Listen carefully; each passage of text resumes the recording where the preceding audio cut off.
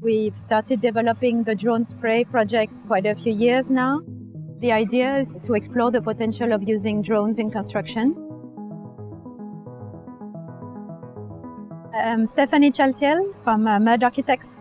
We're really looking into making fabrication, construction more accessible to anyone, to kind of take out the dogma that is all around construction that can be only highly skilled persons doing it. So in my view, the materials of the future are more processes of the future, where we combine light equipment, local material, and recalibration of those tools on site.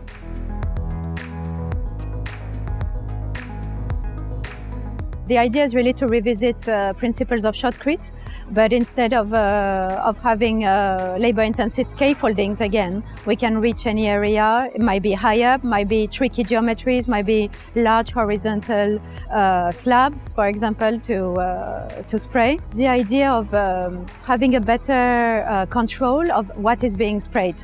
So being able to control the thickness with an artificial intelligence system that is embedded in the drone, cracks recognition, temperature mapping, that is really crucial, especially as we work mostly with raw, locally sourced mortars. So really revisiting principles of earth architecture, clay, sand, fibers, water, that is all like drone sprayed. In the recent projects that we did in Milan for the design week, we moved from the scale of the pavilion to much bigger ones. So we had 8 meters shell that we again mounted in 3 days. And in that case, we used drone spraying, drone lifting, drone dropping, and drone blowing of the dry fibers. So instead of having prefabricated dry modules that contain the fibers, we actually spray directly the insulation material. In that case, it was rice husks. For this particular pavilion for Design Junction, I've teamed up with designer Jane Scott, who is an expert in 3D knitting. We've used recycled yarn. So again, there's something really that we could use anywhere in the world for any project. It's part of a much bigger kind of series of constructions. In that case, that would be really for housing. It will be used as a light formwork to be then drone sprayed. What I've learned by doing the previous projects with the drone spraying is that aviation laws can always be detoured, can always be worked out with people who are in charge, really.